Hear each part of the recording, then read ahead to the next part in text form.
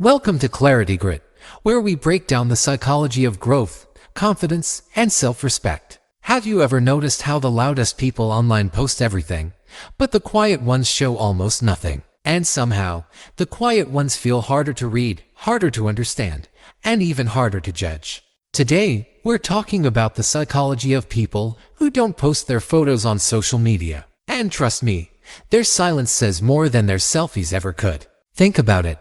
We live in a world where people update their feeds more than their real lives, where even small moments need proof. Yet there are people who keep their face offline. No selfies, no aesthetic portraits, nothing. It makes you pause. Why would someone choose that in a time when everyone is addicted to being seen? The answer is deeper than you think.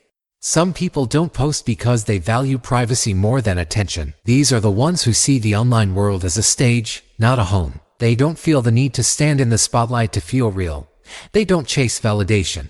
They don't need likes to confirm who they are. They build their life offline and let the results speak for them. Picture someone who works quietly, grows silently, and doesn't need applause. That's the mindset. They don't hide because they're insecure. They stay private because they're grounded. Others stay offline because they understand the cost of attention. When you put yourself out there, you open the door for opinions, judgments, and comparisons. And not everyone wants to deal with that noise. Some people protect their peace like it's oxygen. They know once their picture is out, it becomes public property. Anyone can judge it. Anyone can twist it. So they keep their world small and safe. And that choice takes strength, not fear. There are also people who don't post because they don't want to be understood at a surface level. A picture shows your face, but not your depth, not your thoughts, not your personality. Some people refuse to let others create a shallow version of them. They want to be known in real ways, through conversations, experiences, energy, not pixels. Imagine someone who prefers being known by the few who matter instead of the many who don't. That's a different kind of confidence. Then there are the ones who are focused. They're not absent from social media. They just don't participate in the vanity side of it. They use it to learn, to work, to build, and to grow. They scroll with purpose. They post when it matters. They understand that every photo they upload becomes part of their identity, so they choose carefully. These people aren't silent. They're selective. They want their online presence to reflect their real values, not trends, not pressure. And then there are the quietly strong people, the ones who have been through things. People who learned the hard way that privacy protects healing. They keep their face away from the crowd because they once trusted the wrong ones. They once shared too much. They once felt exposed. Now they've built boundaries.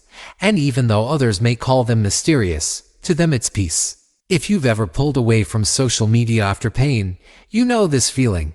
And sure. So what does all of this say about them? And maybe about you? People who don't post pictures aren't invisible. They're intentional. They're selective. They're in control of their story. And that is a power most people will never understand. In a world obsessed with being seen, choosing to stay low is a kind of strength, a quiet one, but real. Here's the truth. You don't need to prove your life to anyone. You don't need to show your face to be relevant. You don't need to post to matter. If social media is a tool, use it. If it drains you, step back. If it pressures you, set boundaries. Your life is happening offline. The moments that shape you aren't the ones you post. They're the ones you live. So don't feel guilty for being private. Don't feel strange for keeping your world small. Privacy doesn't make you weak. It makes you in control. If this made you think, take a moment to reflect. Do you post because you want to or because you feel you're supposed to? And what would change if you stopped chasing the urge to be seen? If you found value in this, like the video, drop a comment, and subscribe for more. Let me know, are you a private person online, or do you put yourself out there? This is ClarityGrit. Stay strong, stay clear, and keep growing.